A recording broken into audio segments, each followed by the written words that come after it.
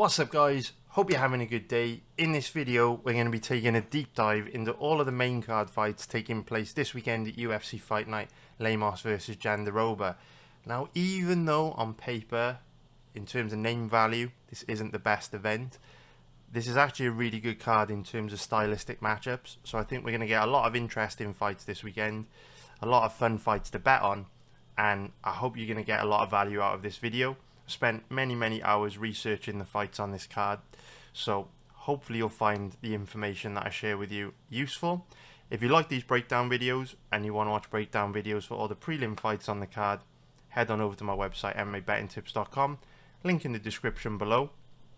But now let's get into breaking down the main event, which is a great clash of styles between Amanda Lemos and Virna Jandiroba.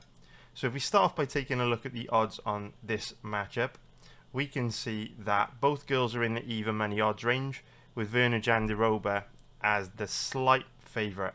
So if we pop the odds into the implied probability calculator, we can see that Virna Jandiroba is around about a 1.77 minus 130 favourite for an implied probability of 57%, and Amanda Lemos is the slight underdog at average odds of about 2.10, which is going to be plus 110 for an implied probability of 48%. So Lemos is 37 years old, 5'4", with a 65-inch reach. Virna Jandiroba, 36 years old, 5'3", with a 64-inch reach. So both girls roughly the same size, roughly the same age, and it is worth noting that both these fighters are very old for strawweights. So the lighter weight classes are all about speed, reflexes and athleticism, which are some of the first things to go as you get older. I should know, I'm 40 years old, well 39, I'm 40 in November. And obviously as a result, you would expect both these girls to be declining a lot from fight to fight. Now, when we look at each individual case, what I would say is, while I haven't necessarily seen any signs of decline in Jandiroba, I also haven't seen any signs of improvement. So with Jandiroba being 36 years old, which is very old for a strawweight, with her having 23 pro MMA fights and God knows how many matches in grappling tournaments, I would imagine that Jandiroba will start to decline now as she's in her late 30s. It's just biology, right? It's just, father times undefeated, it's what happens. Whereas Amanda Lemos is a bit of an outlier. Even though she has a similar number of fights to Jandiroba, Lemos is an interesting fighter because she is actually defying the trend that you'd expect to see from someone her age. In that she is actually improving, and I feel every time we see Lemos, she just gets better and better, which you wouldn't expect from a 37-year-old. At this stage in her career, you'd expect her to be declining pretty hard, but she isn't. She's actually improving, and so this feels like a strange thing to say because these fighters are 36 and 37 years old respectively. But it's quite possible that these are on opposite career trajectories, and Jandiroba is declining and Lemos is improving. And it is also worth thinking about the fact that when I talk like this, I'm not singling out any individual fighter. I am not singling out Amanda Lemos here or accusing Amanda Lemos of anything. But a big part of the way in which we make a profit betting on sports is we find opportunities to back strong trends at very favourable odds. And if you look at someone like Amanda Lemos, she does fit the profile of someone that is likely to use performance enhancing drugs, simply because she's from Brazil, which is a nation associated with performance enhancing drug use. You look at how many Brazilians were on TRT or have been caught using performance enhancing drugs over the years. And if you look at the fact that she's very big and very powerful and very athletic and very muscular, those are also physical traits associated with the use of performance enhancing drugs. She could also be an athletic freak and an outlier in the sense that she's just naturally like that. But of course, many fighters over the years from Brazil, you think of the Vitor Belforts, these guys did obviously artificially develop that explosiveness, that power, that athleticism from the use of performance enhancing drugs. And we know that obviously since the beginning of the year there's been very little performance enhancing drug testing in the UFC. So I'm not saying this is the reason why Lemos is improving, because she showed improvement in 2023 when there was USADA drug testing. But what I am saying is no performance enhancing drug testing in the UFC at the moment, or very little at least, could accelerate the rate at which Lemos improves. And for that reason, I'm quite interested in how Lemos is going to look this week. So this is a brilliant fight. This is a great fight. I know that the MMA community as a whole are going to be quite disappointed in this main event, and I do get it. I absolutely get the reasons why they're disappointed in, you know, a main event between Amanda Lemos and Virna Jandiroba. But from my perspective, someone that only really cares about this sport from a betting point of view, this is such a good fight for betting because it's such a good clash of styles, and I'd expect it to be very competitive, and I would expect it to have some back and forth, some momentum swings, and both girls are very capable of winning this because they're both very well equipped to exploit the biggest weakness in each other. And whenever you have that kind of dynamic, it's a great fight. You know, give me a fight like this any day of the week, which is likely to be very competitive, where both girls have a great chance of winning, you know, than a matchup which is likely to end quickly or be very one-sided, because it's difficult to bet those fights in live betting. So I absolutely love a fight like this. So as we get into breaking this down from a technical point of view, it's a classic striker versus grappler matchup. Amanda Lemos is obviously the striker, and Virna Jandiroba is obviously the grappler. And I think we can all agree that if the fight stays standing, Jandiroba is in a lot of trouble, and if the fight goes to the ground, Lemos is in a lot of trouble. Now, what makes this fight extra interesting is that both girls have enormous advantages in their area of expertise.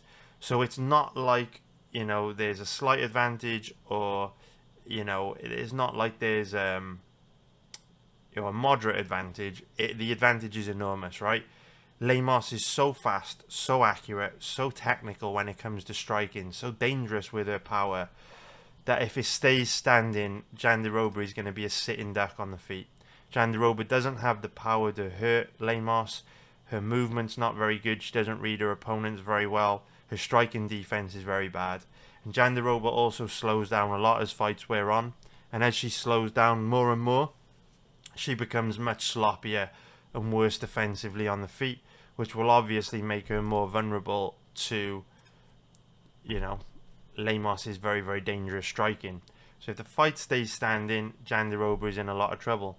But what's interesting about Lemos is, in fact, Lemos is quite an outlier in many ways, and we've already mentioned some of the ways in which she is an outlier.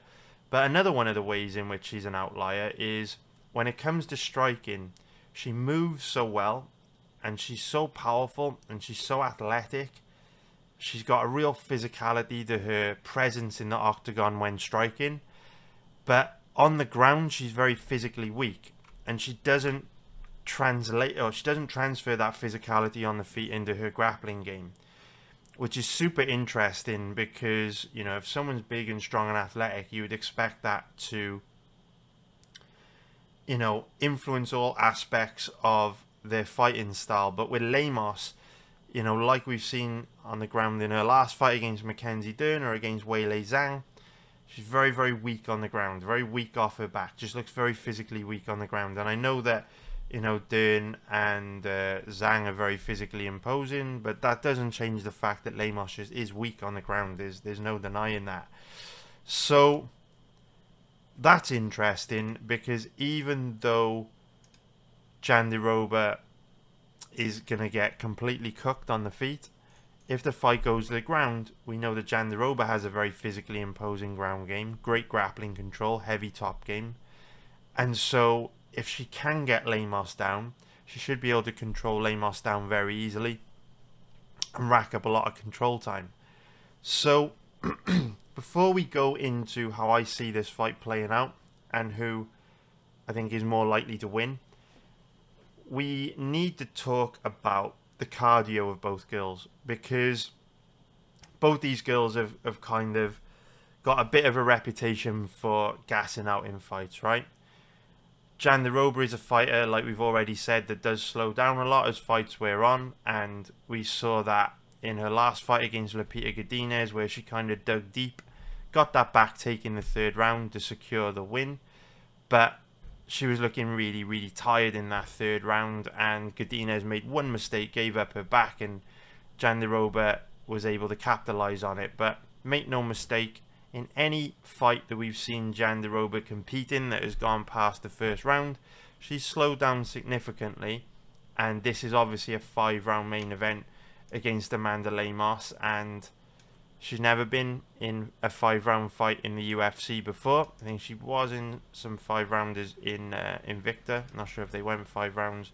I haven't checked. But in the UFC, at least, this is her first fight that's going 5 rounds. And she does tend to struggle to make it through a 3-round fight because of how bad she gasses. Now, what I will say about Jandiroba is that she's tough as nails. She's an absolute dog. She's not easy to get out of there. She's not one of these girls that panics and falls apart when she gets tired. I mean, the Godinez fight is evidence of that, because she was able to dig deep and win the fight late on. If anything, I would compare her a little bit to Pantoja, in the sense that because she does gas bad in every fight, being tired in the octagon is kind of in her comfort zone. So she does try and dog it out and keep fighting in a similar way to how Pantoja does. But she does get significantly worse as the fight wears on. Now, Lemos is an interesting one, and we keep saying this about Lemos and all the ways that she's quite interesting and unusual and a bit of an outlier. She's a very unique fighter. There's really no one else like Amanda Lemos in the UFC. I can't compare her to anyone. And she is unique because when you have a fighter like Lemos, who's big and strong and muscular and physically imposing and relies a lot on power, they often have bad cardio. That's like the trade-off, right? Where that power comes at a cost. So that's what made Khabib one of the greatest fighters of all time, because he had that crushing physicality with his grappling control, but he also had the cardio to persist hard and grapple hard for 3 rounds, 5 rounds, however long he needed, right? It's very unusual. Usually if you see a guy that can kind of grapple hard and push a crazy pace, they don't have a great amount of physicality to their grappling. And Merab Dvalishvili is a great example of this. You know, if you look at Dvalishvili's fights, he's not that physically imposing on the ground. His grappling control is not great. He doesn't have the heaviest top game. But when you see a guy like Dvalishvili have loads of success with grappling control, it's because he's worn guys down with persistence. And he can be persistent, and he can keep spamming those takedowns and wear people down, because his cardio is so good. He can just keep initiating those grappling exchanges and keep shooting those takedowns, keep hustling hard up against the cage. But there's always a trade-off, right? Either you have that power or you have that cardio and volume. Lemos is an interesting one, because when she came into the UFC, she was a very stereotypical power striker, where she was big and strong and muscular and had true legit knockout power. But because of that, she was a bit of a glass cannon, and if you made it through the first round against her, she would usually fade very hard, gas very hard in the second round, and then become completely ineffective. And in Lemos's early fights in the UFC, we would either see a situation where she would get an early knockout or struggle bad, probably lose a decision. But then, you know, in recent fights, we've seen her go the distance, win a decision against Mackenzie Dern, get a late, or not a late finish against Rodriguez. It was a 5-round fight, but get a finish deep into the third round against Rodriguez. She's gone the distance with Weili Zhang, 5 rounds, which is a very difficult thing to do with how aggressive Zhang is, how dangerous Zhang is.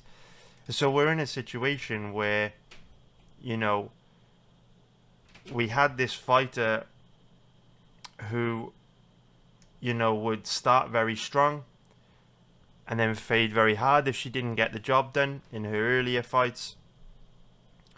And now she's in a situation where she's going the distance against some of the best fighters in the division, even beating some of the best fighters in the division by decision. Although I do agree with this, disagree with this decision. I think it was a very bad decision. I think Dern won the fight pretty clear. But you know, going the distance with fighters like, you know, Mackenzie Dern, Weili Zhang, and mixing it up on the ground with them as well is quite impressive, because grappling's exhausting. And yet, if you look at Amanda Lemos in the Mackenzie Dern and the Weili Zhang fights, she wasn't really that tired late on, which is mind-blowing if you consider how she looked in her early fights. So this is one of the ways in which Amanda Lemos is improving, and it's very unusual for a fighter like her to improve her cardio. You know, she's not really someone that gasses out anymore.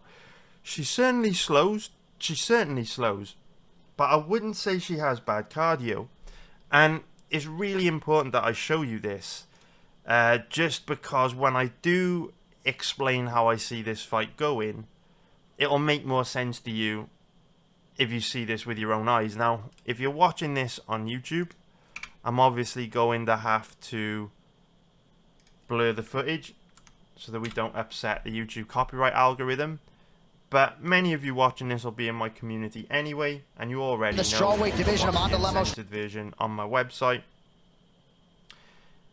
We should be able to show this on YouTube, because fair use copyright law should enable us to, because we're obviously creating a completely new piece of work, just providing commentary on this footage. But it is what it is. We don't want the channel to run into trouble, so we'll keep this blurred on YouTube. Head over to my website, link in the description below, to watch the uncensored version.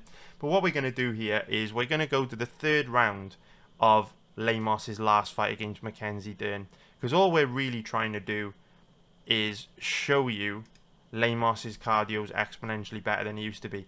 And what I will also do is just quickly skip through, because I want you to see that this was quite an intense fight, man. This was quite an intense fight. A lot happened. It's not like this was an easy fight where Lemos didn't exert that much energy, and that's the reason why she didn't look super gassed in round 3.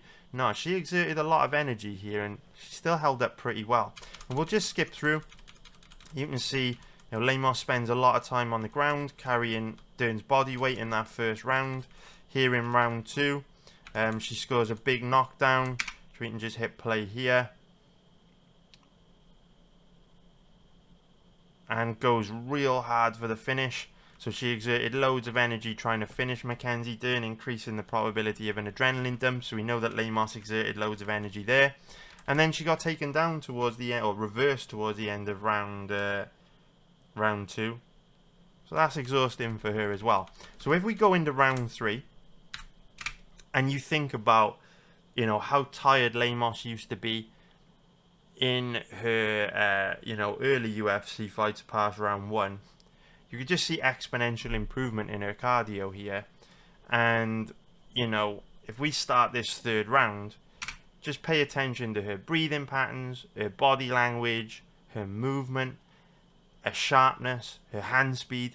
Now, obviously, Lemos is going to be tired, right? The first 2 rounds have been pretty intense, but she's way fresher in this third round than you know, she would have been earlier in her career. Even little things like this, where, you know, she loses her footing and goes to the ground. You know, to have the energy to quickly scramble back up to her feet and you know, prevent Dern from establishing a dominant position by getting, you know, double underhooks in play pretty quickly. It takes energy, man. So obviously going to the ground with Dern is almost always a bad idea. It's like a fly heading right towards the bug zapper. But if we scroll through, even though she's tired, even though she's exhausted, she manages, and this is pretty huge for me, so even though she's tired and exhausted, she's still got enough energy to defend herself on the ground for almost an entire round against one of the most dangerous submission grapplers in the history of MMA, and probably the most dangerous submission grappler in the history of women's MMA. I can't think of many more dangerous submission grapplers than Dern. So the fact that she's been able to hang on the ground for so long with Dern when she's exhausted in this third round is impressive. But also watch this, man. This is kind of crazy. So here we go. So there's only a minute left to go in the fight. This has been a grueling fight where she's exerted a lot of energy. And look at this, man. She's still got the energy to scramble back up to her feet at this late stage in a fight. Like, that's not something that you know, earlier in Lemos's career you would think she could do.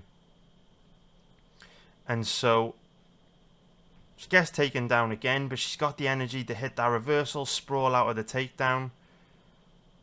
You know, Lemos is making huge improvements, and her cardio is one of the biggest areas that she's improved in. So I just wanted to kind of show you that. What we'll also show you is the Weili Zhang fight, because we never want to form an opinion just off one matchup. It's obviously better if we can find more footage. The more fights we've got to back up something that we're discovering about a fighter, the better. So if we go to the start of this fourth round, and the reason why I'm picking the fourth and fifth rounds to show you is because obviously this is a 5-round fight against Jandiroba, and Jandiroba hasn't been in a 5-round fight in the UFC, whereas Lemos has. She's trained for 5 rounds against Marina Rodriguez. She's gone 5 rounds against Weili Zhang. So Lemos is way better positioned, way more experienced for this 5-round fight this weekend than Jandiroba, in my opinion. But again, what I just want to show you is how Lemos moves all right here. Her hand speed, her footwork, her movement, you know, her breathing, everything. You know, obviously she's going to be tired. She's gone 3 hard rounds up until this point with Zhang, but she's not gassed. She's definitely not gassed. In fact, I'd argue she wins this 4th round against Weili Zhang, which is kind of crazy when you think about it. So if we hit play, and again, you can go back, watch this fight yourself. The first 3 rounds of this fight were grueling. A lot of grappling was involved. So Lemos has exerted a lot of energy here. This was not an easy fight for her, where she would have been able to pace herself. But you can see some stance switches here. You know, she's light on her feet. She's moving well. She's reading Zhang well. You know, she's moving all right, man. She's moving all right. Doesn't look gassed here. Yeah, she's breathing heavy, but who wouldn't after 3 hard rounds against the best strawweight in the world? And you know, Jandiroba is going to be breathing pretty hard here as well. But look at the hand speed of Lemos here, how sharp she looks. And this is deep into the fight in the 4th round, right? Look at this. You know, fast hand speed. Look at that. She's looking real sharp, man.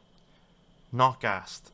Tired, yes. It's normal, it's natural, but certainly not gassed. And again, she gets taken down here.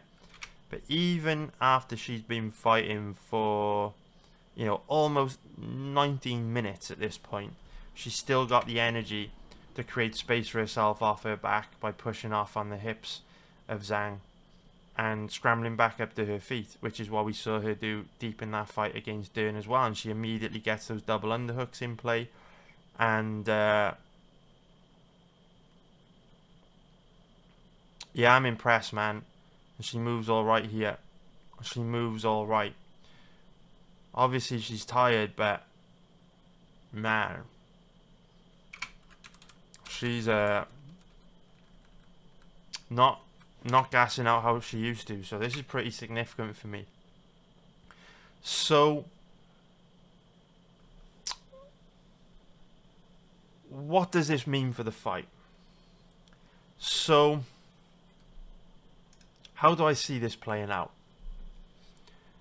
Well, I guess before I explain how I see this fight playing out, because I am strongly considering a bet on this fight. I haven't pulled the trigger yet, but I'm strongly considering it. Let me just show you the issue, the big risk factor with this one, right? Because earlier on we said that, in fact, now what I'll do, I'll let you know how I think, I'll let you know who I think is going to win this, who I think, how I think this fight is most likely to play out, and then I will show you some footage which explains the problem I'm having with betting this fight at the moment, right? So I very much lean towards Amanda Lemos in this fight, and I am extremely tempted to bet her. The reason why I am very, very tempted to bet her is because even though I do think that Jandiroba will have a lot of success with grappling, particularly early, if you look at how Lemos' fights against Mackenzie Dern and Weili Zhang have gone, I think it will reach a point where Jandiroba is too tired to get Lemos to the ground. And if she does get Lemos to the ground, I think she'll be too tired, too sloppy on the ground to keep Lemos there. With this being if this were a 3-round fight, I wouldn't be as confident in Lemos because I think Jandiroba will be able to give her hell for a couple of rounds with her grappling. But with this being a 5-round fight, I think it's going to be very, very difficult for Jandiroba to win the 4th and 5th rounds. And so Lemos would only have to nick one of the first 3 rounds to take a decision 3 rounds to 2. Now, the thing that is stopping me from rushing over to my betting sites and locking in bets on Lemos is I don't like to bet on fighters who have a huge weakness that their opponent is well positioned to exploit. If I'm going to bet on a fighter, in fact, let me reword that. Obviously, we're always trying to get very good risk to reward ratios for our bets. And I don't mind betting on a fighter who has a big weakness that their opponent could potentially exploit. We did it recently when we bet on Antonio Trocoli to beat Shara Magomedov because we knew even if the fight, we knew that even though if the fight stayed standing, Trocoli would get smoked. We also knew that if the fight went to the ground, Magomedov would be in a lot of trouble. And because Magomedov's takedown defense and ground games looked so bad in the past, Trocoli had a decent chance of getting the fight to the ground. But the difference with the bet on Trocoli is that he was at huge underdog odds. So we were getting a really good risk to reward ratio. So even though we knew there was a significant risk that Magomedov would beat him, which he did, we also know that with those kind of bets, we don't need to win many bets in that odds range to earn a good long-term profit. And we've won other bets this year, like Carlos Diego Ferreira to beat Mateusz Rebecki in a similar odds range, which more than covered the loss on Trocoli and, enables us to free roll on like 3 or 4 bets in that odds range. The problem with placing bets on fighters like Lemos is in many ways it's a similar sort of situation to Trocoli and Magomedov, where both fighters have these extreme advantages in the area that the other is weak, yet the odds are in the even money odds range. So if Jandiroba does go out there, absolutely dominate Lemos, put on a grappling clinic, which we know is possible because of how big of an advantage Jandiroba has on the ground, then we're in a situation where we've taken on a lot of risk with our bet and we're not getting the best return. It's literally like a 1-to-1 return, right? You bet $100, you get about 100 back. And when there's that much risk present within a bet, I like to get a much better payoff for the significant amount of risk that I'm taking on. And to really highlight how much risk you're taking on if you bet Lemos this weekend, I just want to show you how bad her takedown defense is. And again, there will be people that will be like, oh yeah, but Weili Zhang is fucking amazing, she's a tank, she's the GOAT, blah blah blah. Yeah, I know, whatever. I don't care what your opinion is on Weili Zhang. The point I'm just trying to make with the footage I'm about to show you is that Amanda Lemos' balance is very bad and she goes down very, very easily. So let's run the clip and you'll see what I mean. It's not very difficult to get Lemos down. Zhang catches a kick, turns it into a takedown there. A big part of the problem with Lemos as well is she's one of these fighters who's very weak on the ground. She's quite easy to hold down and control. We have seen a couple of examples where she's worked her way back up to her feet against Dern and Zhang later in this fight, but generally speaking it does take Lemos a lot of time to work her way back up to her feet, and you kind of see that here.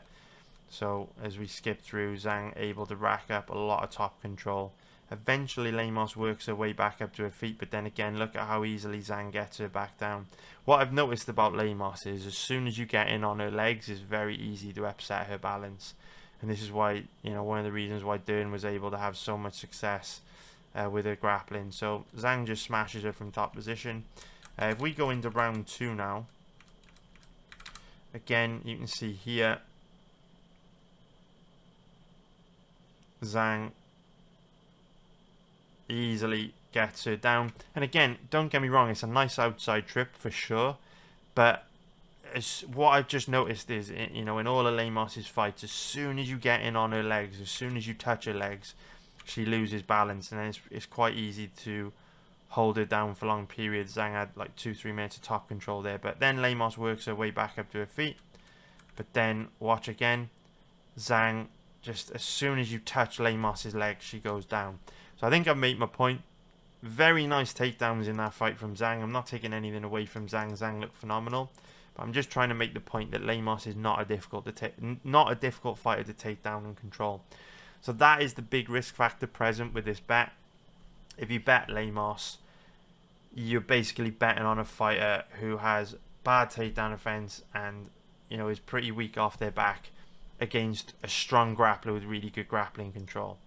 So you guys know what my style of betting is. Doesn't matter whether it's football or UFC live betting or UFC pre-fight betting. I either want to place a bet where the odds are overwhelmingly stacked in my favor and my fighter or team that I'm betting on do not have many ways to lose, or if I am taking on a lot of risk in a bet, I want really, really good odds. I want a very good risk to reward ratio for that big amount of risk that I'm taking on.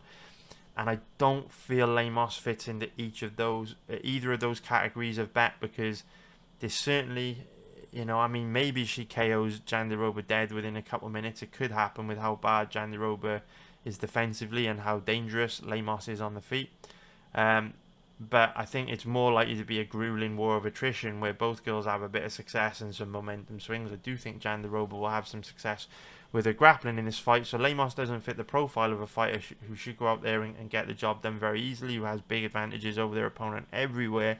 And she, her odds aren't good enough for us to get that really juicy return for the significant amount of risk we would be taking on if we were to bet Lemos. So, look, I'm very tempted to bet Lemos. I'm probably going to have to reluctantly pass on this one, but I do think she most likely gets the job done this weekend. But let me know what you think, man. Let me know what you think in the Discord channel if you're a member of that. Let me know if you're watching this on YouTube in the comments below. Let me know. It's a very, very good fight, though. I know a lot of people are like, oh, it fucking sucks, it's women's MMA, blah, blah, blah. But I look at the styles, I look at the competitive nature of the matchup. For me, this is an interesting fight. So in terms of the most likely outcome for the over-under, I do think over 2.5 rounds is quite likely to hit.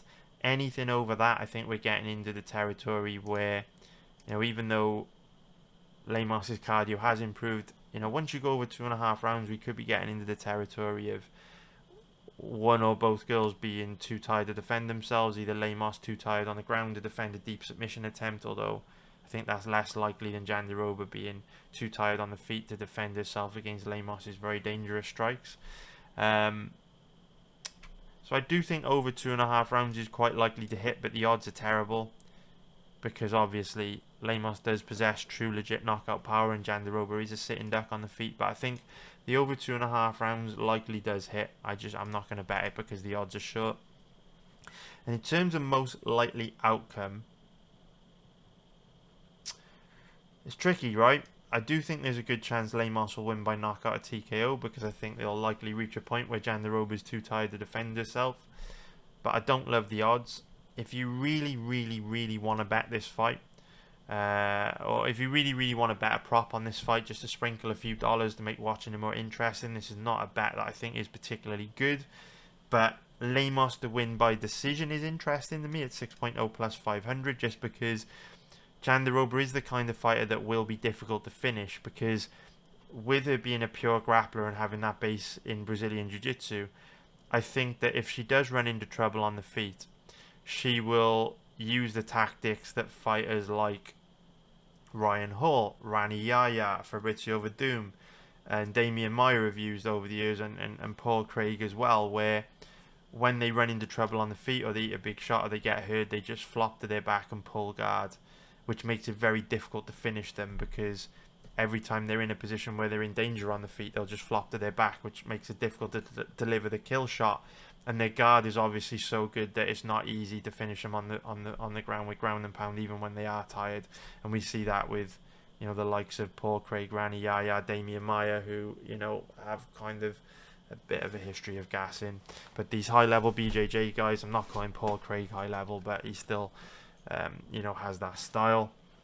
But you guys get what I mean. That even these guys like Rani Yahya, Damian Maia, when they get tired, it's virtually impossible to finish them on the ground. It's, you know, they're in their comfort zone on the ground, right? The other things I would look at, maybe maybe Lemos to win in round 4, maybe Lemos to win in round 5, because we've seen in Lemos's fights against Weili Zhang that her hand speed is still pretty good. She's still pretty sharp in those rounds. But by that stage in the fight, I think that Jandiroba will be just very tired and unable to defend herself. So where we saw Lemos get the finish in round 3 against Marina Rodriguez, where she kind of hulked out and went for the kill, I wouldn't be surprised if we saw Lemos knock Jandiroba out in the 3rd, 4th or 5th round this weekend. We'll see how it goes. I like those props. Personally, just the way my brain works, where I want a really good risk to reward ratio for the risk I'm putting up, I kind of like Lemos to win in rounds 3, 4 and 5 more than Lemos to win by decision. But obviously if you take Lemos to win in round 3, it would eat into your profit a bit, so maybe just go with 4 and 5. I don't know. You know how the universe is, it can be cruel. It will probably troll us then by giving Lemos the knockout win in round 3, but you guys can make your own mind up based on your own research and everything I've said in this breakdown. But I really hope you found that breakdown for this fight useful. It's a very, very interesting fight. It's a great main event. Hopefully we'll be able to make some money on it in live betting. I'm optimistic we will. We know a lot about both fighters. There's a lot of footage available on both fighters. Great fight for live betting. And, you know, hopefully we can keep this uptrend going up. There's a good chance we will. So we make a profit on just under 70% of events. So, with that being said, I think it's time we move on to the next fight. Alright, now let's break down the next fight, which is going to be Steve Garcia versus Seung Woo Choi. And just going to have this football match on in the background while I'm breaking this one down, just because I'm live betting this game at the moment, so just want to keep an eye on it. So if we start off by taking a look at the odds on this one, we can see that Steve Garcia is the slight favourite at average odds of about 1.67, which is going to be minus 149 for an implied probability of 60%.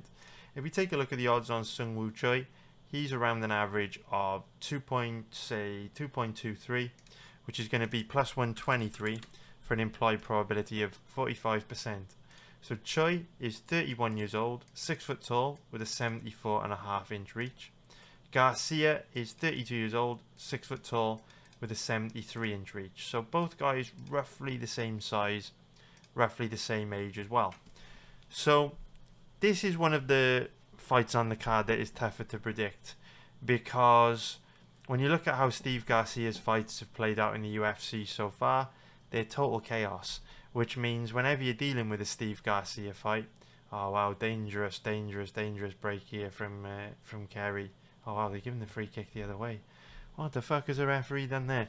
Anyway, so Seung Woo Choi against Steve Garcia is a difficult one to predict. If you go back and watch Steve Garcia's past fights in the UFC, they're utter chaos, which always makes it difficult to predict what you're going to get from him. And when you look at Seung Woo Choi, while he is a very technical striker, there are huge issues with his, you know, overall skill set, which I'm not going to necessarily say Steve Garcia is particularly well positioned to exploit, but because those major weaknesses exist within Choi, most guys in the division are going to be able to cause him issues in one of these areas. So if we consider how both these guys match up from a stylistic point of view, let's start off with striking. There's no doubt that Choi is the more technical striker out of the two. When you look at Steve Garcia's style of striking, he's wild, he's aggressive, he's kind of sloppy on the feet, He does have true legit knockout power, but he is very reckless and very, very bad defensively. So Sung Woo Choi is better defensively. He's more technical. He moves better. He's faster. All that kind of stuff. But what makes facing someone like Steve Garcia very difficult on the feet is that he fully commits to everything that he does. So Steve Garcia is the kind of guy that doesn't like to take a backward step. He likes to come forward, let his hands go, sit down really hard on everything that he throws, and just look to take you out, look to knock you out, basically. And Sung Woo Choi, while he is better defensively than Garcia, he does move better. He's got better footwork, better movement. He's also a guy that doesn't like to take a backward step. He's a tough, gritty, determined guy. And as a result, he does tend to get dinged a lot because he's not afraid of shying away from exchanges. And obviously, if you get into big exchanges with a guy like Steve Garcia, he can hurt you very bad. Because if you look at his record, he's won his last 3 fights essentially by knockout. And even his fight against Ontiveros, I mean, yes, he got the stoppage on the ground with ground and pound, but he was hurting Ontiveros bad on the feet as well. So this fight is kind of chaos because with the way that Garcia fights, he's going to initiate action, he's going to initiate engages, and both guys are pretty dangerous on the feet, but they're also both quite bad defensively. Out of the two guys, what I would say is Garcia is more dangerous offensively, but he's also more vulnerable defensively. Will that matter? Who knows? But that's kind of how I see the dynamic on the feet. So on the feet, very, very difficult to call. And when you look at how they match up with grappling, neither of these guys try to take their opponent down that often. They both prefer to stand and strike. They're both primarily strikers, although they will mix in grappling and the odd takedown here and there. What I would say about both these guys is that, okay, there are actually some nuances between their issues on the ground. When it comes to Sung Woo Choi, he's very, very weak off his back. So if you take him down and put him on his back, you can rack up a lot of control time. Steve Garcia is a bit of a weird one. Garcia is one of these guys that often takes a really long time to work out of bad positions on the ground. So if you look at his last fight against Melquizael Costa, or if you look at his fight against Luis Pena, these were fights where he spent a lot of time on the ground in bad positions, doing a whole lot of nothing, and kind of gifting a lot of control time to his opponent. He just doesn't show any urgency to work out of bad positions. Now, that's probably not going to be a huge deal against a striker like Sung Woo Choi that doesn't usually try to take guys down. But if Choi was getting hurt on the feet and he didn't like the way the stand-up exchanges were going and Choi started to grapple or use a grappling heavy game plan, that is potentially a path to victory for Choi, because for me, Garcia just doesn't work anywhere near as hard as he should in order to work through bad positions on the ground or up against the cage when he's defending takedowns. So if we wrap this one up, because I don't really have a strong opinion on this fight when it comes to betting, certainly not as interesting as the main event between Lemos and Jandiroba. If we take a look at the over-under, obviously with the way both guys fight, neither of them want to take a backward step. They're both wild, they're both reckless, they're both aggressive. Garcia in particular has got big power in his hands. It is unlikely that this fight will go the distance. The odds reflect that, obviously steep favourite odds. But the main topic of conversation over the over-under is going to be over or under 1.5 rounds. And for me personally, I do think it's kind of 50-50 whether it goes over 1.5 rounds. There is going to be a bit of value on the over 1.5 rounds at dog odds, to be fair. But obviously we perform really, really well on over-unders. Our win rate on over-unders is excellent. And a principle that I stick to, which enables us to perform really well on these over-unders, is trying not to bet over-unders in situations where both guys are going to meet head-on. Neither guy is going to want to take a backward step, and there's going to be no safe spaces in the fight for either guy. So if I'm going to bet on an over in a fight, I want there to be safe spaces either in the clinch on the ground or on the feet, where both guys can kind of do their thing without there being that much risk of a finish. And with how reckless, how aggressive, how bad defensively both guys are when it comes to striking, I wouldn't feel great about betting the over here, because I could see a quick knockout in this fight, even though I feel the over under 1.5 rounds should be closer to even money, just because while both guys are wild and reckless and bad defensively, They're also quite tough. They're also quite durable. And at the same time, if we did see a bit of grappling in that first round, where maybe one guy gets hurt and then looks to take the fight to the ground to alleviate the trouble they're in on the feet, we know both guys are so weak off their back that that would help run the clock down and help the fight past that 7.5 minute mark, which you'd need in order for the over to hit. So if you really, really want to bet the over on this fight, I would take the over 1.5 rounds, but you are, similar to what we said in the main event between Lemos and Jandiroba, where, you're taking on a big chunk of risk in betting Lemos, even though I do think it's the strongest side to be on. Same thing applies with the over as well. So if we take a look at the prop bets for this one, wow, that's actually quite interesting. So you guys know me, I always try to get like juicy odds on a prop, which may not be the most likely outcome but has a decent chance of hitting. Those odds on Choi to win by decision are quite generous, 9.0 plus 800. Yes, both guys are wild and reckless and bad defensively, but Choi's the more technical fighter out of the two. He might just outwork and outskill Garcia to a decision, particularly if both guys respect each other, fight a bit safer and smarter than usual, or if we get a lot of grappling in the fight, which helps run the clock down, or if we get a 3-round knockdown drag out war of attrition where neither guy will quit and they both keep pushing and both keep fighting. Maybe that's another way it could go to a decision, even though they are both pretty reckless and bad defensively. So Choi by decision, 9.0 plus 800. So it's a risky bet, it's a dangerous bet, but the odds quite generous. So hope you found that breakdown useful. Let's move on to the next one. Alright, now let's break down the next fight on this card, which is going to be Kurt Holloway versus Kenan Krachewski. I probably butchered his name, I apologise, but as long as we've got a pretty good read on the fight, that's the main thing. So if we start off by taking a look at the odds on this one, we can see that both these guys are in the even money odds range, with Krachewski being the slight favourite, which is interesting because it's obviously only his second fight in the UFC, and his first fight ended very badly for him, where he was brutally knocked out. So Krachewski is the slight favourite at average odds of about 1.75, which is going to be minus 133 for an implied probability of 57%. If we take a look at the odds on Holloway, he's around an average of 2.10, which is going to be plus 110 for an implied probability of 48%. So Holloway is 37 years old, 5'11" with a 70-inch reach, and Krachewski is 33 years old, 6 foot tall, with a 73-inch reach. Hi, babe. So both these guys are about the same size, no major size differences here, and they are both quite old for the division, 33, 37 respectively.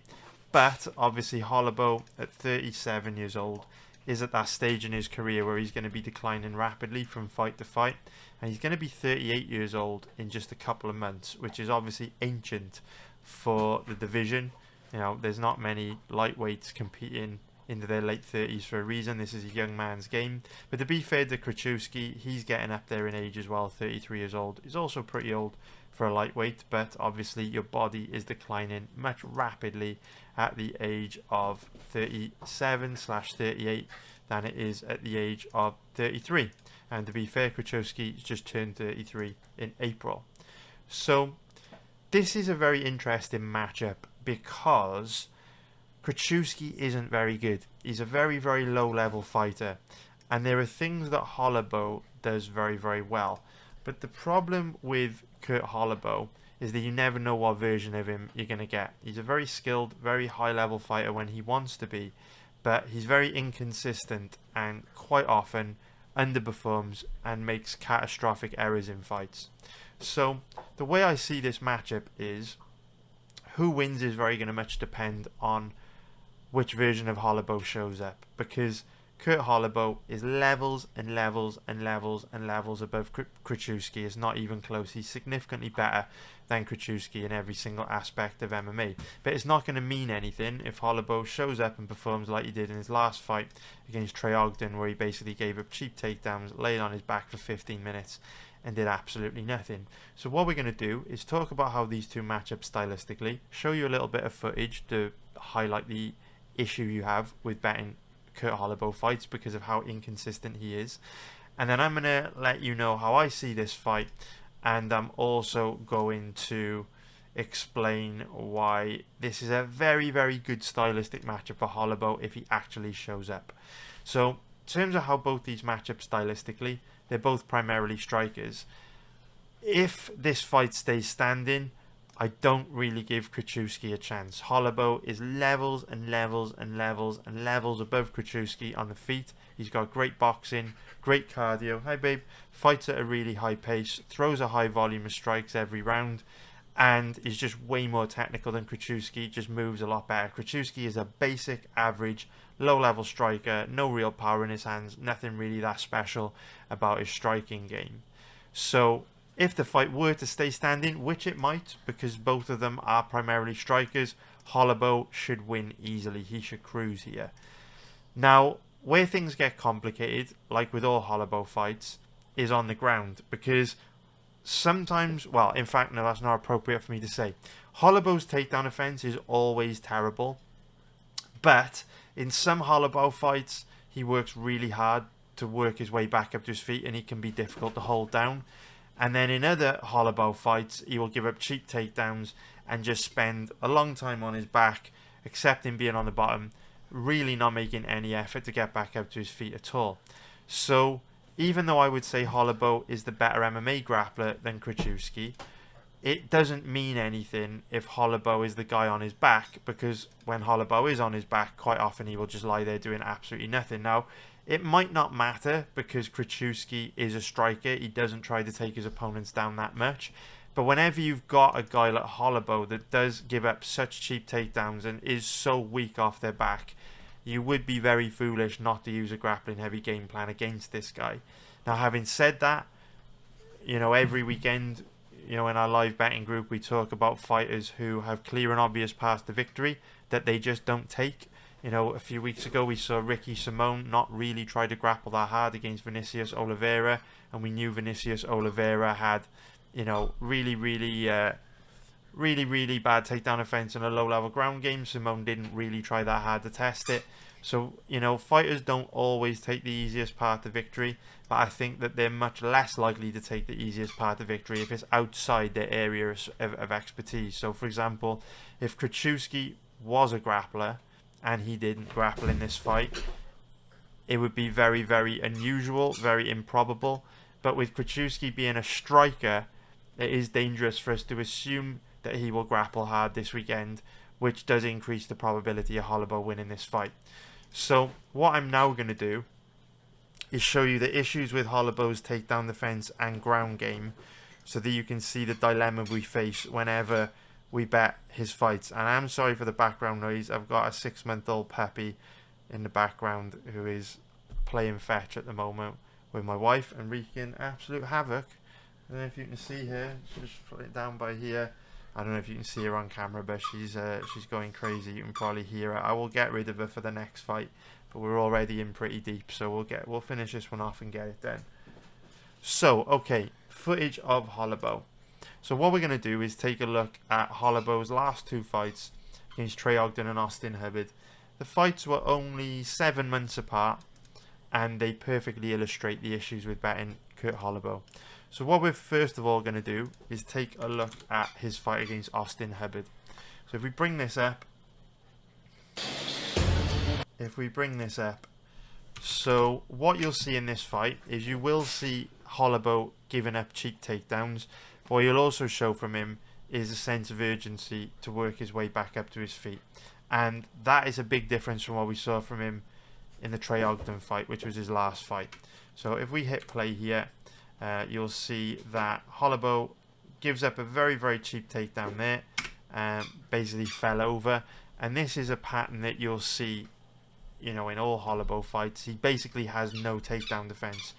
But you guys know how I feel about this. It's not a big deal if a fighter has no takedown defense, so long as they can quickly work their way back up to their feet. Because obviously if they're not allowing their opponents to score many fights on the ground or control them on the ground for very long, the takedowns shouldn't score that highly. So as long as they've got a big advantage on the feet, which Holloway did in this fight against Hubbard, and he'll also have in the fight against Krzyzewski this weekend, then it's not a total deal breaker. It's not ideal, but it's not a total deal breaker. So if we hit play, what you can see is Holloway goes to the closed guard here, but he's very active off his back. He usually is very active off his back, to be fair. But then within a minute, he starts trying to use his active guard to create some space for himself off his back and pop back up to his feet, which he does any second now. Well, he gets to his knees, tries to get to his knees, but anyway, he's got an active guard. There we go, he did it on the second attempt. There we go, he's back up. So does a good job of creating space for himself off his back, popping back up to his feet. So then we get a bit of striking, and again, not too long later in the round, Hubbard gets Holloway down again easily. Doesn't take much to upset his balance, goes down very, very easily. But as we can see, if we skip ahead, isn't able to establish much top control.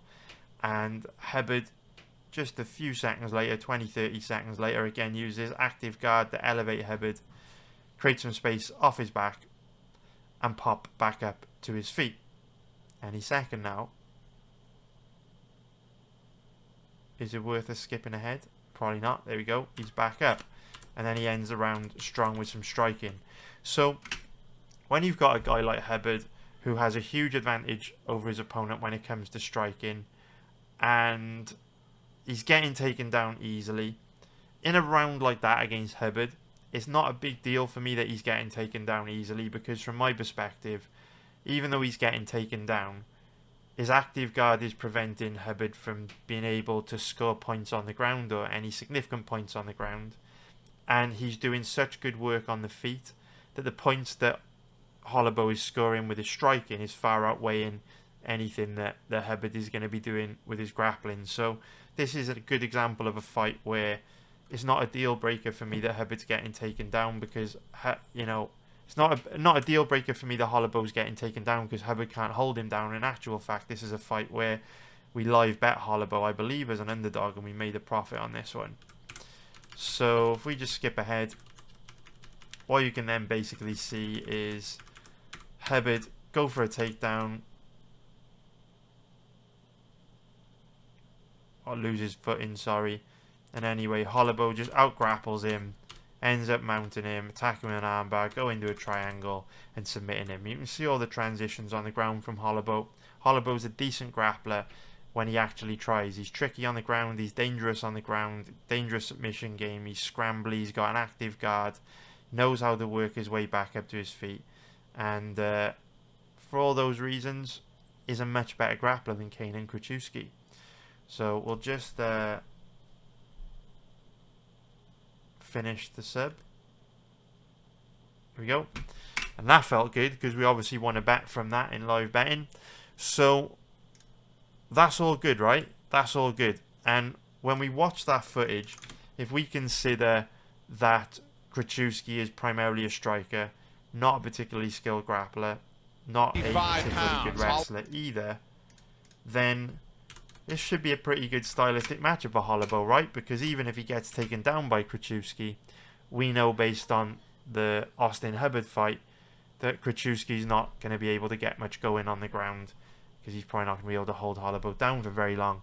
But like I say, the problem with Holloway's MMA grappling throughout his whole career is it's very inconsistent. In some fights he can be very difficult to hold down, and in other fights you can just accept being on the bottom for way too long. And there will be people that will rush to the Discord or rush to the comment section to tell me about all the things that Trey Ogden did in this fight that are different to what Austin Hubbard did, and Ogden is the reason why Holloway struggled so badly in this matchup. But they're wrong. They are wrong, unfortunately. They are wrong. Hubbard's grappling control is not the best. His top game is not the heaviest.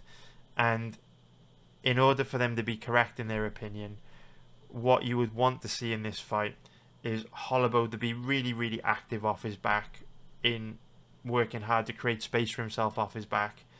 But Ogden to just completely neutralise and shut everything down in the same way that you'd see like a Damian Maia do from top position, right? That's not what happens. The difference between Holloway in this fight and Holloway in the Austin Hubbard fight is in this fight, Holloway just accepts being on his back and doesn't make much of an effort to work his way back up to his feet, which has nothing to do with Ogden. That's a choice that Holloway has made. Whereas when we look at the Austin Hubbard fight, Holloway doesn't accept being on the bottom, and he works really hard to pop back up. So here we go. If we just go into this first round, you can see Ogden shoot a takedown any second now. There we go. And again, Holloway goes down very easily, which is not a surprise because we know his takedown defense is terrible. I'm not going to make this breakdown video super long. You can go watch this fight yourself. You can go do your own research on it. I'm just going to skim through. But the real difference that you see between Holloway in this fight and Holloway in the Austin Hubbard fight is in the Austin Hubbard fight, you see Holloway use his active guard to push off on the hips of Hubbard and create space for himself, or to try and elevate Hubbard so he can get to his knees. And in this fight, he just doesn't really commit to that. And when he does do it and create a bit of space for himself off his back between him and Ogden, he hesitates in then trying to get to his knees, which just enables Ogden to re-establish a dominant position. So this is a very frustrating performance to watch. I feel very bad for anyone that lost money on Holloway here, because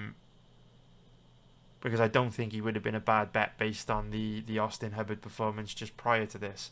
So, I mean, even here you can see he's just in the closed guard, whereas if you think about the Hubbard fight, he was immediately going or trying to go to butterfly hooks or trying to elevate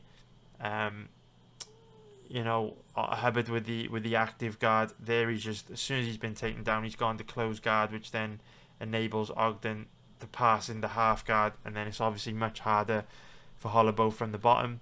But you can just see he just doesn't really make any effort to improve his position, doesn't make any effort to recover guard. Just Ogden just happy to chill in half guard for the whole round.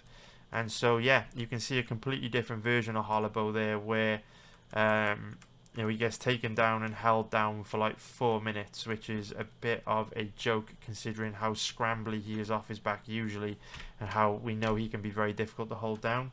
And what I will say is, obviously, as soon as Ogden goes to half guard, it does shut down a lot of the stuff that Holloway is going to want to do off his back. But all Holloway did when Ogden went to half guard was kind of just hang on to him and throw punches off his back. Just, if you're going to be really weak off your back and you're not going to be able to make your way back up to your feet, at least try. I didn't see much trying from Holloway in that round, which is my issue with him. He's very inconsistent. It's not that he lacks the skill, it's that he lacks the will, which is often very frustrating to watch and does make his fights very difficult to bet. If we go into round 2, little bit of striking, and then midway through the round, Ogden decides to get the fight back to the ground after Holloway builds a bit of momentum on the feet, and as we know, isn't difficult to get Holloway to the ground. We can see he, any second now, I know I keep saying that, goes down very easily, Amanda Lemos style there. So now we are around about the midway point of the round. Ogden's taking him down into half guard, but again, similar story to round 1. Holloway just kind of lies on his back, doesn't make too much of an effort to work his way back up his feet, spends the whole of the round on the bottom. So now if we go to round 3, again, you can already guess what's going to happen. Holloway comes out all guns blazing in round 3. So Ogden takes him down to alleviate the pressure he's under on the feet. Holloway gives up another cheap takedown, practically jumped to the ground there. And then again, you can already guess what's going to happen. He goes to close guard just like he did in round 1. There's 4 minutes left to go on the clock. Let me just check my stream software so you can see that. Yeah, there's 4 minutes left to go on the clock. If we hit play and we just skip through, again, just stays in the closed guard, doesn't make much of an effort to get back up to his feet, gets held down for the whole round.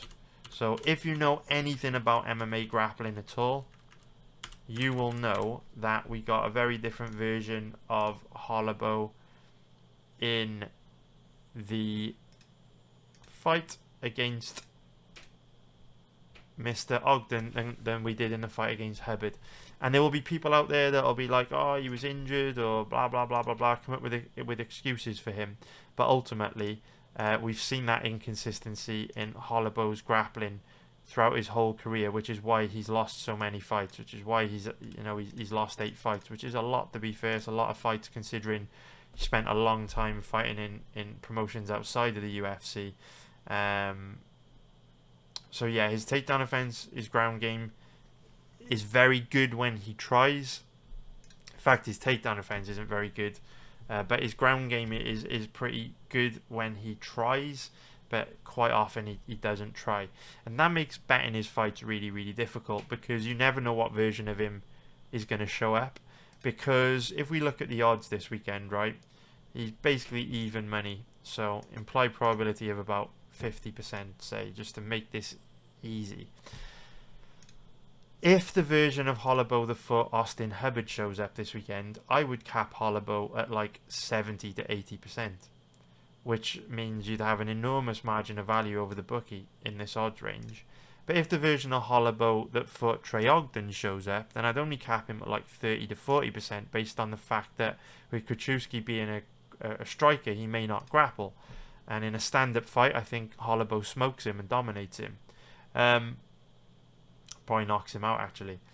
So it's a very difficult fight to cap without knowing what version of Holloway we're going to get, and a very risky bet, without knowing what version of Holloway we're going to get. And for that reason, it probably is appropriate that the fight is in the even money odds range, because the fight could go either way based on which version of Holloway decides to step in the cage on Saturday night. And what does all this mean from a betting point of view? Well, personally, I think you'd have to be crazy to bet Krzyzewski. I think if you really want to bet this fight, you've got to take Holloway. The reason why I say that is we know for sure he has a big advantage on the feet. We know his cardio is great. We know he's tough as nails and he's got a great chin. We know he is the better grappler out of the two. He may just not always decide to use that superior grappling. And even if Holloway does show up with the kind of performance that he put in against Trey Ogden, he still may be able to win, because Krzyzewski is a striker who may not try to take him down. And if this fight does stay standing, I think even the worst version of Holloway we've ever seen beats Krzyzewski quite comfortably. So for all those reasons, I heavily lean towards Holloway here, and he is a tempting bet. However, I'll say the same thing about betting Holloway that I say about betting Amanda Lemos this weekend. And if you bet on either one of those fighters this weekend, you're taking on an enormous amount of risk, because we know they have big issues on the ground. And so I don't like to bet fighters where I'm taking on an enormous amount of risk unless I'm getting a very good payoff in the odds, like when we won a bet on Carlos Diego Ferreira recently, or when we bet on Trocoli to beat Sharamagomedov. Those are the odds ranges that I want to be betting fighters in if we know there's significant risk factors present. I'm not interested in betting on fighters where there are significant risk factors present in even money odds ranges, just because I think long term it is a tough road to walk to banking a long term profit when you are only getting paid back in profit a roughly equal amount to the amount you're putting up as risk of obviously losing. So just like Lemos, Holloway will most likely be a very reluctant pass for me this weekend. But, it's a great fight for live betting. Hopefully we can make money live betting it. Hopefully you're in the live betting group, because this does look like a very good event. So, in terms of the over-under, it is a tricky one, because again, without knowing what version of Holloway is going to show up, and without knowing whether Krzyzewski is going to grapple or not, we don't really know how this fight is likely to go. Because if it stays standing, I think it's unlikely to go the distance, because the skill gap is so big. I think Holloway most likely knocks Krzyzewski out. But if Krzyzewski does grapple, it's very likely to go the distance, because even though Holloway will spend a lot of time on his back, he's very difficult to put away on the ground, because he is a skilled submission grappler, even if he doesn't look like it. And Krzyzewski's not that dangerous, not that skilled on the ground. I mean, who knows, man? Maybe Krzyzewski falls into a submission like Hubbard did, and that's another way that the fight could end inside the distance. But there's so many unanswered questions as to the way this fight is going to go. It's very, very difficult to predict how it's going to play out, and this is one of the reasons why this is such a good fight for live betting, because if you've done your homework on this matchup, you know all the possible ways that it can play out, and you know the strengths and weaknesses of both guys. So in the first few minutes we should be able to get a pretty good read on the direction that this fight is likely to take. Hopefully we can profit from it. So in terms of the prop bets on this one,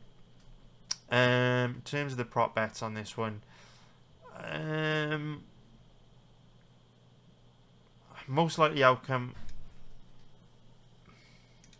do you know what, again, similarly to the over-ender, there's just so many ways this fight could go that it's hard for me to nail down a specific prop on this fight. So I'm actually going to give that a miss rather than try to predict the unpredictable. So I hope you found that useful. It's time for us to move on to the next fight. Now let's break down the next fight on this card, which is going to be Bruno Silva versus Cody Durden.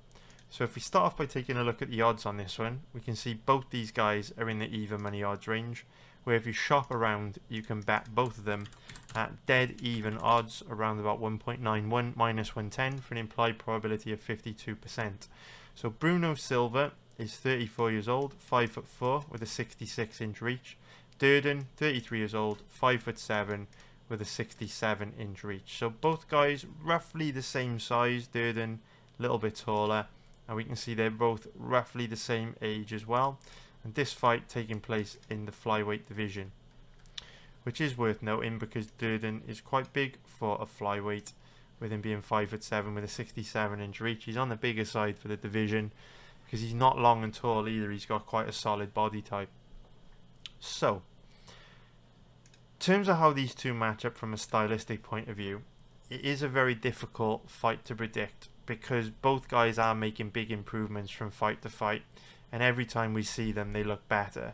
So in the case of Bruno Silva, he's very much improving his technique, and with the case of Cody Durden, I wouldn't necessarily say he's improving his technique, but in a similar way to Amanda Lemos, he's made big improvements to his cardio, which enables him to perform closer to his full potential for longer, and since he was always a good grappler, that makes him a much bigger challenge for his opponents. So the reason why this is a very difficult fight to predict is because we know they're both making big improvements from fight to fight, and while we can have a good amount of confidence in what to expect from Durden this weekend, because we've seen a lot more of him over the last couple of years with a lot of his fights going deep, when it comes to Silva, he's a lot more difficult to predict, because if you take a look at his recent fights, they've ended pretty quickly. And the last time we saw Bruno Silva's takedown offense and ground game properly tested was all the way back in 2020. So if you look at these fights, obviously JP Buys isn't the strongest MMA grappler, so he wasn't really able to test Silva's grappling. This fight ended in just 1 minute, and Tyson Nam is obviously a pure striker. So the last time we got a good look at Bruno Silva's takedown offense was all the way back in 2020 when he fought Tagir Ulanbekov and David Dvorak. And obviously a lot can change in 4 years, and Bruno Silva could have improved his takedown offense exponentially within that time. And so that makes this fight pretty impossible to predict, which is probably why the odds are in the even money odds range. It is a great fight for live betting because both guys are pretty well matched, should be pretty competitive. But in terms of trying to find a bet on this before it takes place, a pre-fight bet, I think you're better off going and playing roulette or slot machines, because this fight's about as easy to predict as you know, where the spin of a roulette wheel ball will land. So very difficult. Obviously on the feet, Bruno Silva moves well. He's got nice counter striking, good footwork, good movement. He's a technical striker. You would give him the advantage on the feet.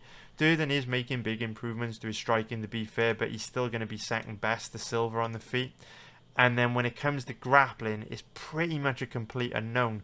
We do know at this stage in Durden's career he does have the cardio to persistently grapple, you know, for a good amount of time without slowing down all that much. But we don't really know what that means in the context of this fight, because we don't have any idea what Silva's takedown defense and ground game is like in 2024. What I can tell you is back in 2020 it wasn't great. It wasn't terrible either, but it wasn't great. He was pretty easy to take down and control, and I personally believe Durden's a better MMA grappler now at this stage in his career than either Ulanbekov or David Zvorak, so he presents a far bigger challenge to Silva on the ground than those guys did. But who knows, man? If Silva has improved his takedown defense a lot, this could be a very, very difficult fight for Durden. If he hasn't improved his takedown defense a lot, then this could be a very difficult fight for Silva. But I wouldn't even try to bet this one. Very, very unpredictable. In terms of the over-under on this fight, I do think it's very likely that this fight will go deep. Even though Silva has had a lot of quick finishes recently, Durden's very tough, very difficult to put away. He's a bit of a decisionator.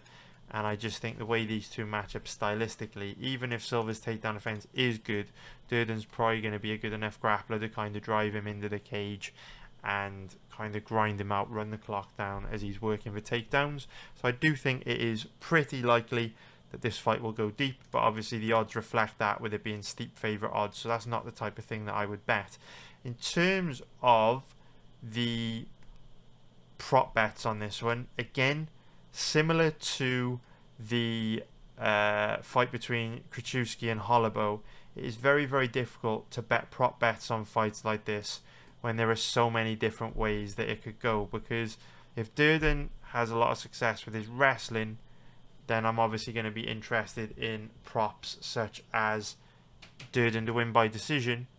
But if, you know, Durden can't have success with his wrestling because Silva is impossible to take down, he's improved so much, then things like Silva to win by knockout or TKO come back on the table. And I don't want to pick a side because, you know, I have absolutely no idea how this fight is going to go.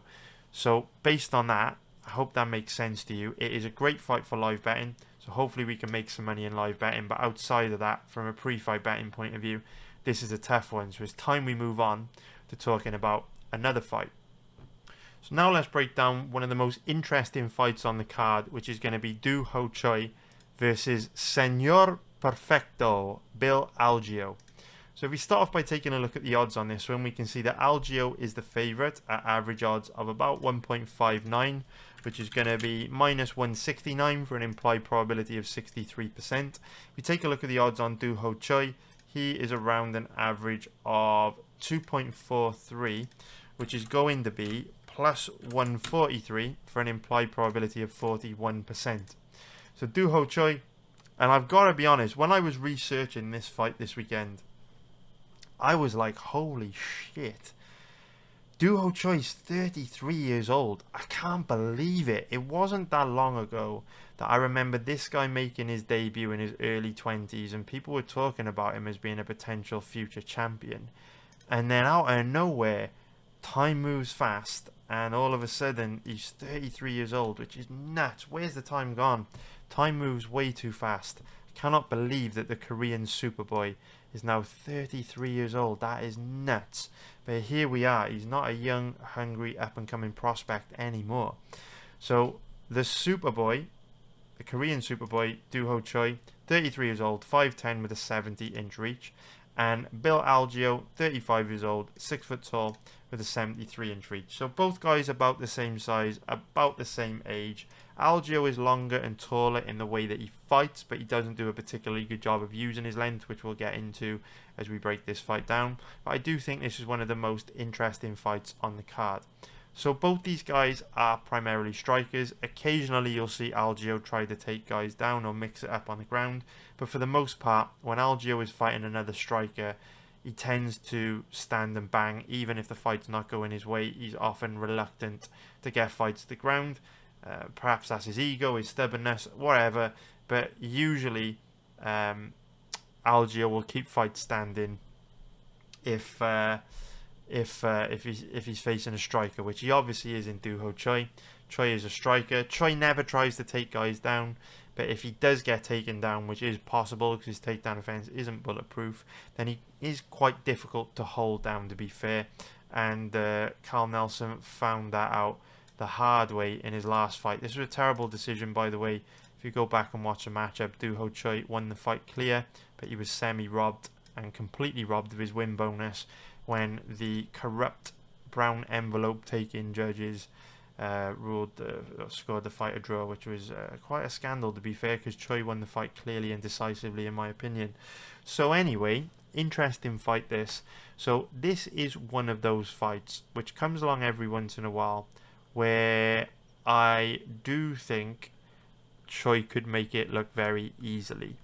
When you look at footage of these two guys, I see a massive skill gap, and I see Doo Ho Choi just on a completely different level to Bill Algeo, which is interesting because Choi is obviously the underdog in this fight. So why do I say that? Well, I don't expect the fight to spend too much time on the ground because both guys are quite difficult to hold down. They're both very good at working their way back up to their feet. So even if one of them wanted to use a grappling heavy game plan here, I don't think they would have that much success with it. When it comes to striking, I just think Choi is on a completely different level. His movement is better, his footwork is better, he's much better defensively, he's much more dangerous offensively, he's so much more technical than Algeo. Algeo I always look at as a bit of a kind of bargain basement Stephen Thompson, where he tries to do all the sport karate movements and tries to fight long, but he doesn't read his opponents very well. He's very bad defensively, and he does get dinged a lot. He also slows down quite a lot as fights wear on. So Algeo's great for show, style's great for show, but it's often not that effective against very technically skilled strikers who can read what he's trying to do and punish him for his bad defense. And I think Choi fits the profile of someone that can do that. Now, what I really do like about Algeo is that he's an absolute dog. So what he lacks in terms of technique and skill, he more than makes up for in heart, determination, work ethic, aggression, drive, and again, that strong will to win. And that's where this fight gets very, very interesting, because Algeo loves to drag guys into a war, and he thrives in that kind of fight. And I think it's because Algeo's not the most technical guy, even though a lot of people think he is because of his sport karate stance, but he isn't that technical. He's quite sloppy on the feet, but he is very tough. He is very gritty. He is very determined. He is very durable. I mean, he just drags guys into these wars where he's able to dig deep and find ways to win. Now, what's interesting about Doo Ho Choi is we've seen this guy in a lot of wars, right? A lot of crazy fights. The fight against Cub Swanson, one of the greatest fights in UFC history. It's just an amazing fight. And Doo Ho Choi's tough as nails. He's durable. He's got a good chin. But he does tend to get dinged a lot. And while Doo Ho Choi is very, very technically skilled, what we have seen in the past in some of these wars is, even though he's very tough and he's difficult to get out of there because he keeps fighting till his last breath, he is prone to adrenaline dump, and he is prone to kind of getting dinged and eating big shots when he gets dragged into big exchanges in these wars. It's Choi's kind of one of these guys that when the fight starts, he's very technical and very skilled and a very, very high level striker. But as soon as you drag him into a brawl, it's almost like all the technique and skill just goes out the window, and from there he kind of just wants to stand and bang, and that's where he gets into trouble, and that's where he could get into trouble against Algeo, because Algeo is an absolute dog that thrives in chaos. And I'm not saying that Doo Ho Choi can't perform well in chaos either. He can. He's a good boxer. He won't take a backward step. He's also tough and durable. But Choi hasn't exactly performed well in those kind of fights. He's obviously gone 0-3 in those kind of fights against Jordan, Stevens and Swanson.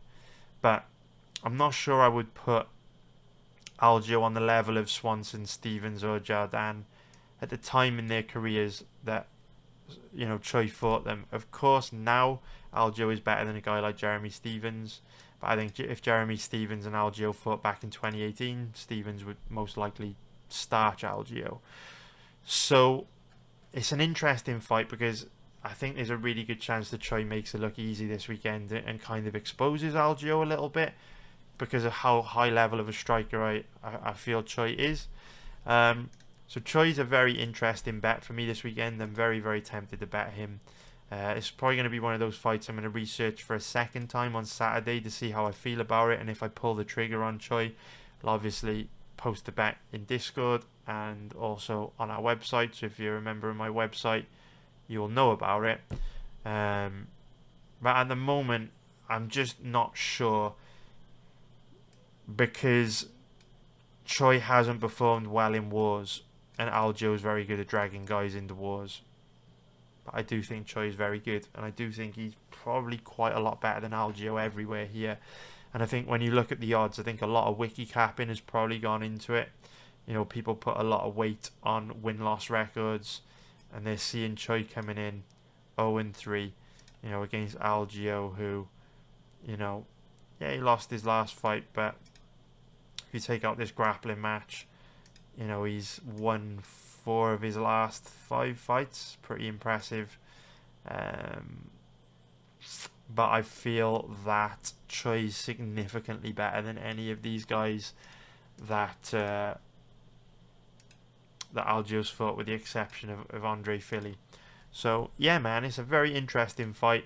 If you're going to bet this fight this weekend, definitely take Choi. He definitely gives you the better risk to reward ratio. I'm not saying Choi will win, or I'm super confident in him, but I would much prefer to have money on Choi as the underdog, who's quite likely to be better than Algio everywhere, than Algio at pretty steep favourite odds. I think you're getting a pretty shit risk to reward ratio for your money on Algio. Doesn't get me excited at all. And so if we take a look at the over-under, what's interesting is that the bookies actually favour this fight to go to a decision, which is crazy to me, since both guys love to go to war, don't take a backward step, and will spend the full 15 minutes trying to kill each other. So I do actually think this fight is more likely not to go to a decision, and I am very, very tempted to bet that. We can't ignore the fact that Algio is a bit of a decisionator, but he also has a good amount of fights that end inside the distance too. And we know Doo Ho Choi is very, very dangerous with true legit knockout power. And while Algio is a bit of a decisionator, we can see that 1, 2, 3, 4, 5 of Choi's 7 fights in the UFC have ended inside the distance. So getting the opportunity to bet on this fight to end inside the distance at underdog odds is not bad. So I'm very, very tempted to bet that. In terms of, and in actual fact, that might be a better bet than Choi. Similar odds range. Obviously, odds are a bit better than, you know, a bit better on Choi. But if you bet on fight doesn't go to a decision, you kind of cover yourself with the potential that Choi could adrenaline dump and get finished by Algio in there, even though I think it's more likely Choi knocks Algio out. So in terms of the prop bets for this one, I think most likely outcome is Choi by decision. I don't love the odds, but if I were going to bet a prop, that is the one I would go for.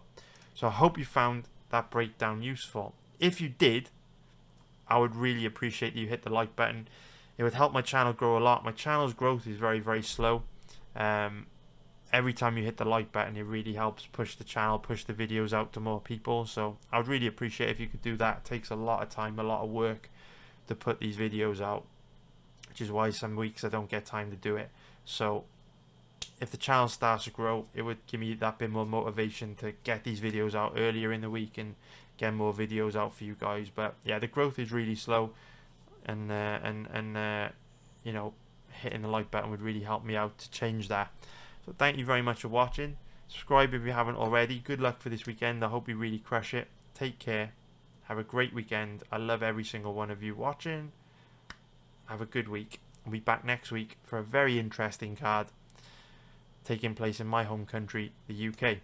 So thank you very much, guys. Love you all. Take care. Have a great week. Bye.